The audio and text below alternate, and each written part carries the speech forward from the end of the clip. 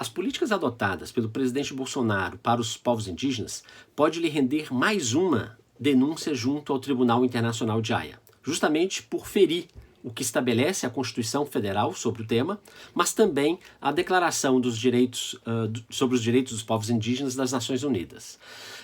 Mas como é que o tema, então, tem sido tratado no governo? Bom, nas eleições de 2018, o candidato Bolsonaro, em seu programa de governo, sequer menciona os povos indígenas. Isso poderia indicar que o tema não é relevante. Mas, ao contrário disso, desde janeiro de 2019, o presidente tenta implementar ações concretas que ferem justamente os direitos já estabelecidos e reconhecidos dos povos indígenas. No início, o que ele tentou fazer foi justamente transferir, e transferiu, a FUNAI, que sempre fez parte da estrutura do Ministério da Justiça, para o Ministério dos Direitos Humanos, cuja titularidade era e é da ministra Damares Alves. Muito bem, o Congresso barrou essa tentativa e fez com que a FUNAI voltasse ao Ministério da Justiça. Mas isso não foi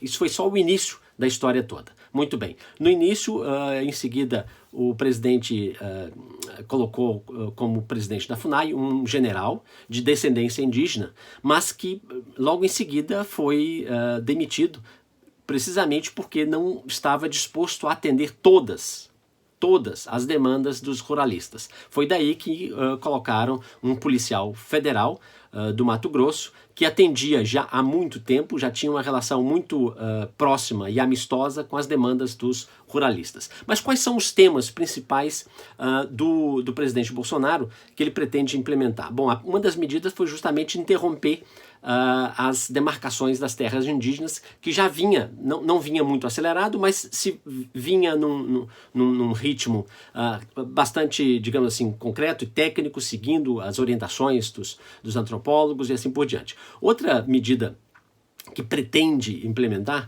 e ações que o presidente está tentando é justamente ampliar o agronegócio nas terras indígenas. Sem necessariamente ouvir as populações dessas terras, dessas reservas.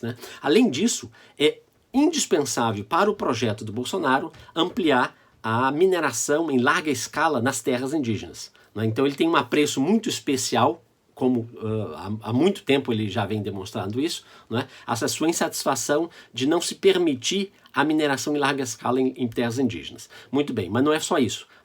Um outro ponto de conflito tem sido a política de integração forçada da população indígena com a população branca.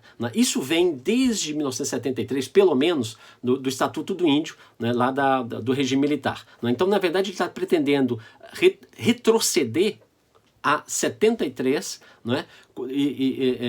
quando se estabelecia ali o interesse dos militares de realizar uma integração forçada.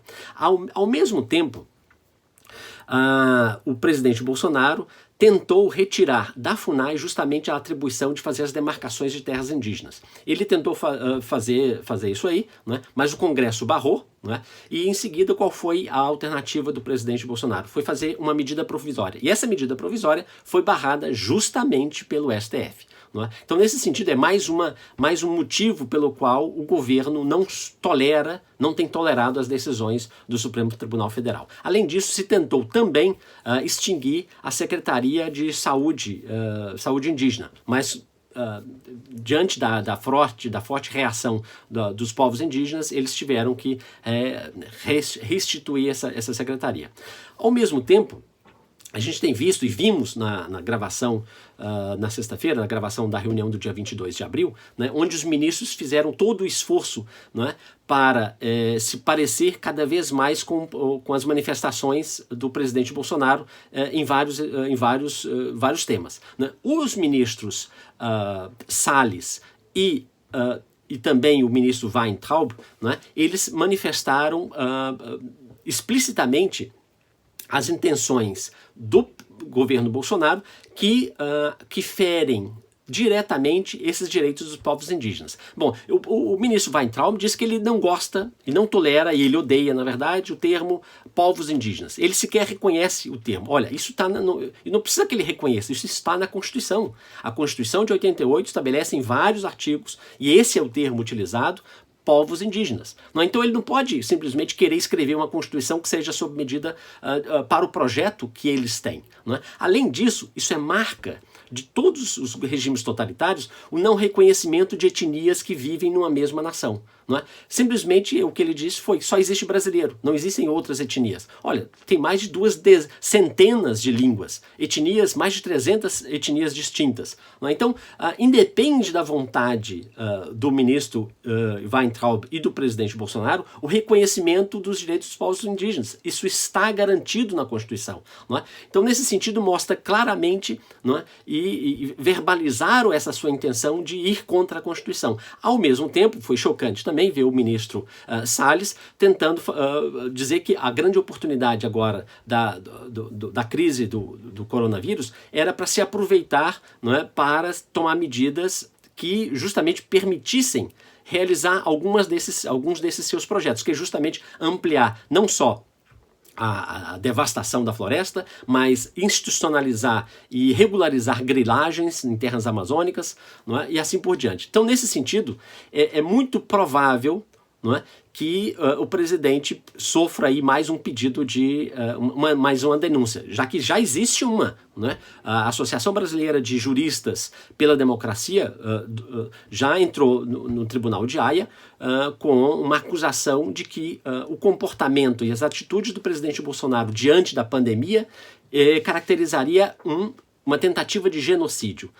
Ainda mais para as populações indígenas, que elas são justamente muito mais vulneráveis do que o restante da população brasileira. Então, nesse sentido, é indispensável que a população brasileira fique bastante alerta, pois se der certo boa parte ou simplesmente parte desses projetos do presidente Bolsonaro, isso se torna irreversível. Afinal de contas, é possível que algumas dessas populações, dessas etnias, simplesmente se extingam.